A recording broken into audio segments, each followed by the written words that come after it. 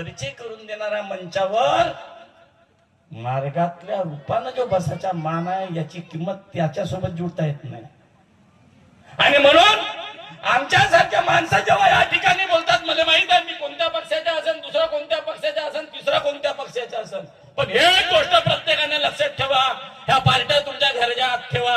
या सेवक संमेलनाच्या याच्यामध्ये एकच गोष्ट लक्षात ठेवा, काँग्रेस वाल्याले राहुल गांधीनं 3 दिवसाचे साधे कार्य दिले नाही आणि भाजप वाल्याले माफी कशी मागायची हे नरेंद्र मोदीनं शिकवलं नाही.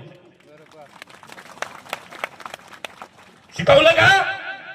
एखादा बीएसपी वाला असेल, मायावती आलती का तुम्हाला तीर्थ कसा बनवायचा हे सांगायला आलती का? मग ह्या सगळ्या गोष्टी कुठून शिकायला भेटल्या?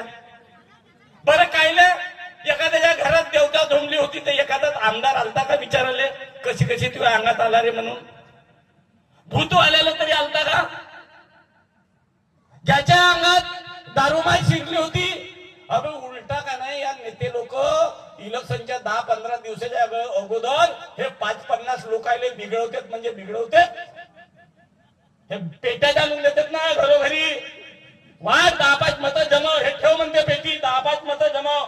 समाज दुरुस्त नाही करू शकत. आणि म्हणून सांगतो, या समाजाला विकास सोडा, बाकी सगळ्या गोष्टी सोडा, हा समाज जर घडवायचा असेल, यामध्ये माणूस जर उभा करायचा असेल आणि याच्या समाजातली जर दुर्गंधी दूर करायची असेल, ती सक्ती फक्त आणि फक्त संतात आहे.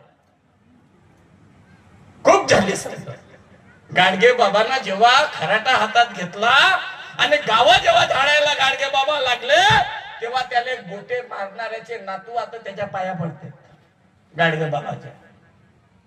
ज्या दिवशी इंग्रजाची सत्ता या देशात होती, आपल्या तुकडोजी महाराजांना भजनावर या जनतेला एकत्र केलं, इंग्रजीच्या विरोधात उभं करण्याचं काम केलं, तेव्हा त्याचे आपल्यातलेच काही दलाल ते इंग्रजाला जाऊन सांगणारे होते, पण संत मागे हटले नाही. पण एक झालं, त्या संतांनी काम केलं, पण त्यांनी फक्त त्याच लेवलवर काम केलं. पण आमच्या महान त्यागी बाबा जुमदेवजीनं काम केलं, हे एका संतासाठी नाही, एका महात्मा नाही करू शकत किंवा साधू नाही करू शकत. साधूच्याही पुढे केलं, साधूला स्वतःचा स्वार्थ साधलं बाबांनी.